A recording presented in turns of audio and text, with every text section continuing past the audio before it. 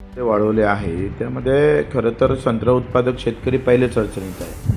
म्हणजे किमान एका वेळचा पण पैसा सध्या संत्रा उत्पादक शेतकऱ्याला मिळत नाही आहे. आणि त्याची मोठी अडचण निर्माण झालेली आहे. पहिलेच तर गळण जास्त आहे. कुठल्याही प्रकारचं लक्ष सरकारचं संत्रा उत्पादक शेतकऱ्यावर नाही. त्याला वाऱ्यावर सोडलेलं आहे संत्रा उत्पादक शेतकऱ्याला. आणि एकाइकडे आयात शुल्क वाढल्यामुळं निर्यातीमध्ये काही सबसिडी द्यायला पाहिजे होती, ते पण सरकार देत नाही. नितीनजी गडकरी भाजपाचे कॅबिनेट मंत्री आहे, मुख्यमंत्री विदर्भातले आहे आणि विदर्भातच सगळ्यात जास्त संत्रा होत असताना मुख्यमंत्री आणि गडकरी साहेबांना पूर्णतः दुर्लक्ष केलेलं आहे.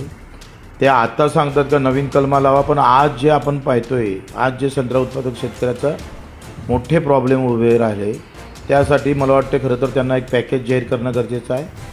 आम्ही जे मागणी केली होती का संत्रा उत्पादक शेतकऱ्याला MRGSमधून जसं 3 वर्षासाठी लागवडीचा खर्च करतो तसं 3+5 असं जर केलं तर 3 वर्ष लागवडीनंतर 6 वर्षानंतर 1 वर्षानंतर 2 वर्ष 1 वर्ष आड 1 वर्ष आड असं जर त्याला MRGSमधून मजुरीचा खर्च कव्हर केला तर ह्या भागात टिकू शकतं. नाहीतर विदर्भातून कायमचा संत्रा हद्दपार होण्याची शक्यता टाळता येत नाही.